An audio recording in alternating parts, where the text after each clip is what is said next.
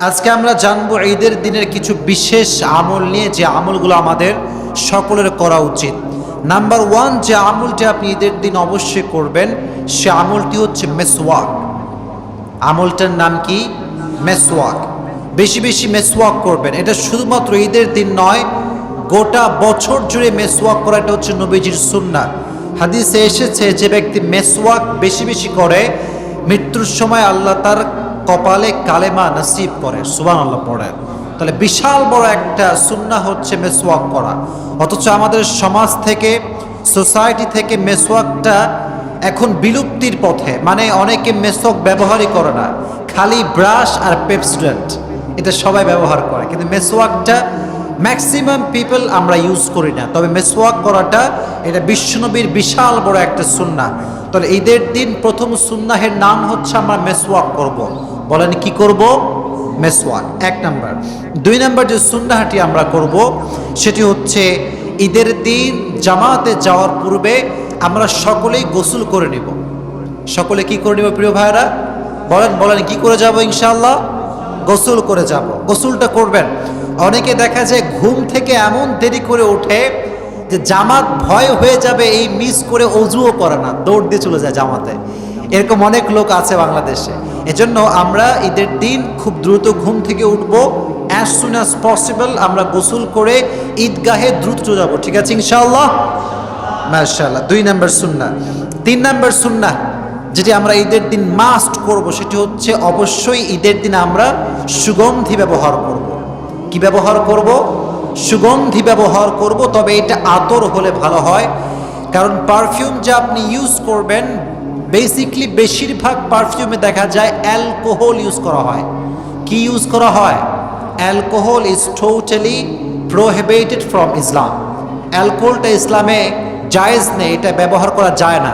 এজন্য আমরা ট্রাই করব ঈদের দিন সকালবেলা অবশ্যই আমরা একটি আতর ব্যবহার করব, সুগন্ধি ব্যবহার করব। ঠিক আছে ইনশাআল্লাহ? 3 নাম্বার। 4 নাম্বার যেই আমলটি আপনি করবেন সেটি হচ্ছে ঈদের দিন ঈদগাহে যাওয়ার পূর্বে কিছু একটা খেয়ে যাবেন। কিছু একটা খেয়ে যাবেন। বেশিরভাগ আমরা ট্রাই করব, সুন্নাহ হচ্ছে মিষ্টি মুখ করে ঈদগাহে যাওয়া। কি মুখ করে যাওয়া? মিষ্টি মুখ করে যাওয়া। এটি হচ্ছে 4 নাম্বার সুন্নাহ। এক্ষেত্রে আপনি খেয়াল রাখবেন, খেজুর খাওয়া উত্তম। কি খাওয়া উত্তম প্রিয় ভাইয়েরা? খেজুর খাবেন। এটা হচ্ছে 4 নাম্বার সুন্নাহ। 5 নাম্বার সুন্নাহ হচ্ছে ঈদগাহে যাওয়ার, যখন আমরা যাচ্ছি ঈদগাহে যাওয়ার পথে আমরা সকলেই পড়ব তাকবীর, আল্লাহু আকবার, আল্লাহু আকবার। সকলেই জবান খুলে একবার পড়েন আল্লাহু আকবার। মাশাআল্লাহ। এই আমলটা আমরা সকলেই করব। আরেকটি আমল আমরা করব, সেটি হচ্ছে 6 নাম্বার আমল। সেটি হচ্ছে আমরা ঈদগাহে যখন যাব, গাড়িতে না গিয়ে আমরা যথাসাধ্য ট্রাই করব হেঁটে হেঁটে যাওয়ার জন্য। কিভাবে যাব আমরা প্রিয় ভাইরা? হেঁটে হেঁটে যাব। হেঁটে হেঁটে গেলে একটি আলাদা বরকত আছে, সওয়াব আছে। এজন্য ঈদগাহে যাওয়ার সময় সকলে ট্রাই করবেন কাছের যে ঈদগাহ আছে সেখানে যাওয়ার জন্য, কারণ দূরে যদি হয় ঈদগাহ তাহলে গাড়ি ইউজ করতে হয়। তাহলে সকলে ঈদগাহে যাওয়ার সময় হেঁটে হেঁটে যাবেন তো ইনশাআল্লাহ? মাশাআল্লাহ। আরেকটি আমল আপনারা করবেন, সেটি হচ্ছে ঈদের দিনে from your best level of capacity, সর্বোচ্চটুকু ট্রাই করবেন আপনার সবচেয়ে সুন্দর যেই জামা এটি আপনি পরবেন। মানে আপনি যে ঈদের দিন নতুন জামাই পরতে হবে, নিউ ড্রেস পরা কোনো শর্ত ইসলামে নাই। তবে ঈদের দিন সবচেয়ে উত্তম কাপড় পরিধান করা এটা হচ্ছে নবীজির সুন্নাহ। সকলেই পড়েন সুবহানাল্লাহ।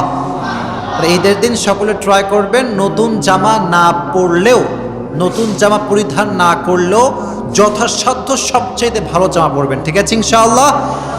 আরেকটি আমল আপনারা ঈদের দিন করবেন, সেটি হচ্ছে যখন আপনি ঈদের দিন ঈদগাহে নামাজ পড়তে যাচ্ছেন, নামাজের পূর্বে, নামাজের পরে না, নামাজের পূর্বে সাদাকাতুল ফিতর নামে একটি সাদাকাহ আছে, এটি আপনার যথাসাধ্য দেওয়া ট্রাই করবেন। ঠিক আছে ইনশাআল্লাহ? আরেকটি আমল আপনারা ঈদের দিন করবেন, সেটি হচ্ছে ঈদের দিন আপনার লাইফে যত কষ্টই হোক না কেন, আপনার টাকা নাই, পয়সা নাই, ধন নাই, সম্পত্তি নাই, you have lot of sadness, অনেক কষ্ট আপনার আছে, কিন্তু ঈদের দিন আপনি ট্রাই করবেন যার সঙ্গে সাক্ষাৎ হবে, যার সঙ্গে আপনার মিট হবে, সকলের সঙ্গে হাসি মুখে মুচকি হাসি দিয়ে কথা বলবেন। ঠিক আছে ইনশাআল্লাহ, এটা করবেন। আর সর্বশেষ সেটি হচ্ছে আপনারা সকলেই সকলের সঙ্গে আনন্দ এবং খোশ মেজাজে সকলের সঙ্গে পরিপূর্ণরূপে আনন্দ মুখে খুশি মুখে অভিবাদন করবেন। ঠিক আছে ইনশাআল্লাহ, সকলে কুলাকুলি করবেন, কথা বলবেন, সুখ দুঃখের কথা বলবেন, ভালো মহাব্বত করবেন। এই ঈদের দিন এটা যে করে সে নবীজির সুন্নাহ আদায় করে, সুবহানাল্লাহ পড়েন।